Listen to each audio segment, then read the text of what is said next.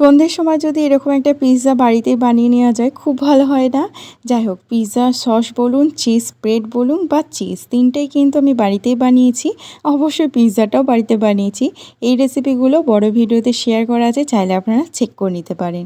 এবার চলে আসি পিৎজার ডোটা আমি কীভাবে বানিয়েছিলাম। ময়দা নিয়েছি, রিফাইন তেল নিয়েছি, বেশ খানিকটা টক দই, লবণ, তার সাথে ১ চামচ বেকিং পাউডার, 1/2 চামচ বেকিং সোডা, সব কিছু দিয়ে ময়দাটাকে মেখে রেখেছি। টপিংয়ের জন্য পনিরটা ব্যবহার করছি। তাতে নিয়েছি আদা, রসুন, টক দই, একটু চিলি ফ্লেক্স, অরিগ্যানো আর স্বাদ মতো লবণ। আর এখানে নিজের পছন্দ মতন সবজি নিয়েছি।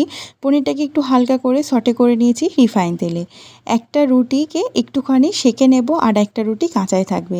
সামান্য একটু ফুটো ফুটো করে নিয়ে চিজ স্প্রেডটা দিয়ে উপরে তৈরি করা রুটিটা দিয়ে দিলাম। রুটিটাকে এবার মুড়ে দেবো, তার উপর দিয়ে পিৎজা সস, সবজিগুলো, তারপর পনিরটাকে দিয়ে দিলাম। এবার উপর দিয়ে বেশ খানিকটা চিজ আর চিলি ফ্লেক্স, অরিগ্যানো দিয়ে ২০ মিনিট বেক করে নিয়েছি।